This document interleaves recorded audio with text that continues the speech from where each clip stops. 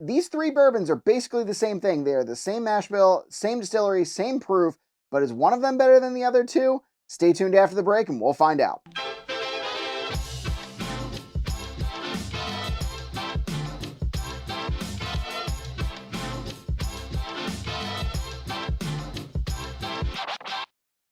So I'm taking a page from my buddy, the Bourbon Jerks channel, where he does like 5-minute reviews, and I want to do Tuesday and Thursday videos, full length anyway. So I want to try and find a 5-minute thing that I can do. So this is a quick blind. These three bourbons, we've got the Wild Turkey 8-year, the Wild Turkey 70th anniversary, and the Wild Turkey 101. A lot of people have said that the 8-year is not better than the 101, or at least not at the price point. So basically, the 8-year is about 45 bucks, 43, something like that. The 70th anniversary is no longer available, but it was around 50 bucks. And then the Wild Turkey 101, I actually just got on sale for 25 bucks. So it is roughly half the price of the 70th, roughly half the price of the 8-year. But does it stack up? That's what we're going to find out in this episode. I have all three Glens right here. They have a number on the bottom of them. It's going to be a quick blind. Let's see who comes out on top. All right, we're going to kind of shell game this where I don't know which ones are which.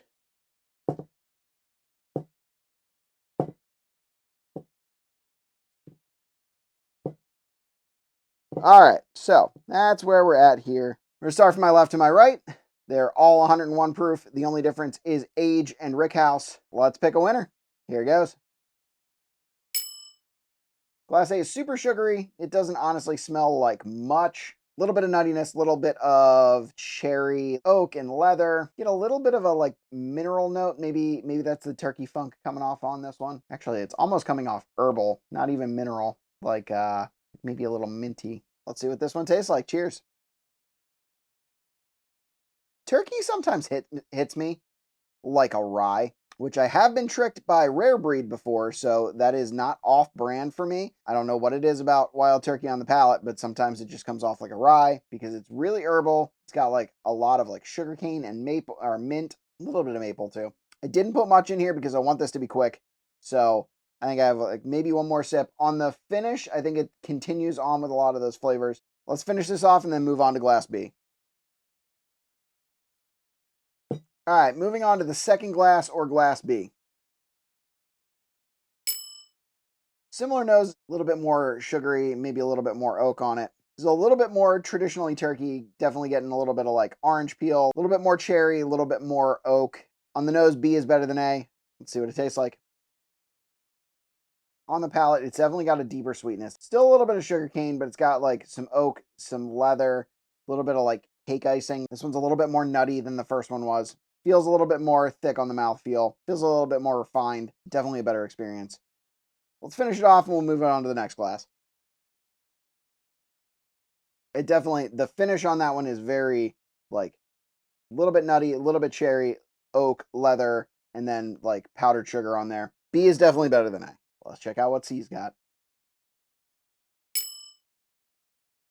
All right, so caramel, powdered sugar. This one's the least fruity so far. It definitely smells the most like decadent. Definitely some cherry on the end of there. A little bit of nuttiness. This one's the best one on the nose so far. Let's see what it tastes like. That one is the least like the other two. Immediately cherry, immediately nutty, some caramel, like a mix between a pecan and a cherry pie. I like everything about that. On the finish, it's like lingering. It's oaky, it's leathery, it's cherry. It feels like it's thicker. I got one last sip. All right, C is the best.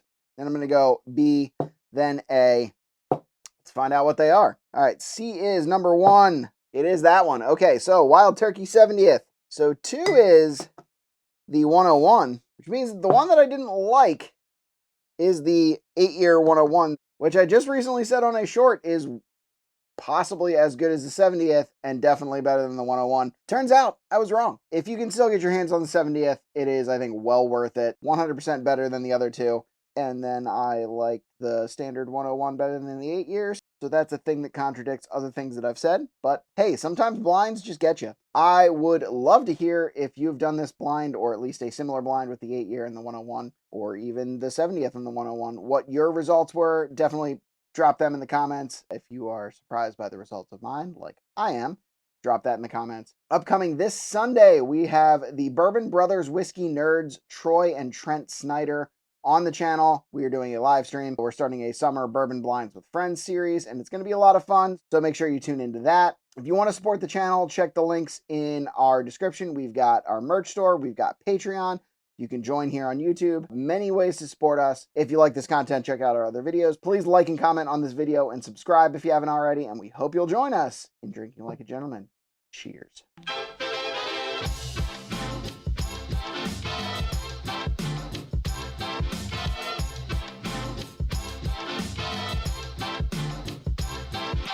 Really hope this is 2. Ooh.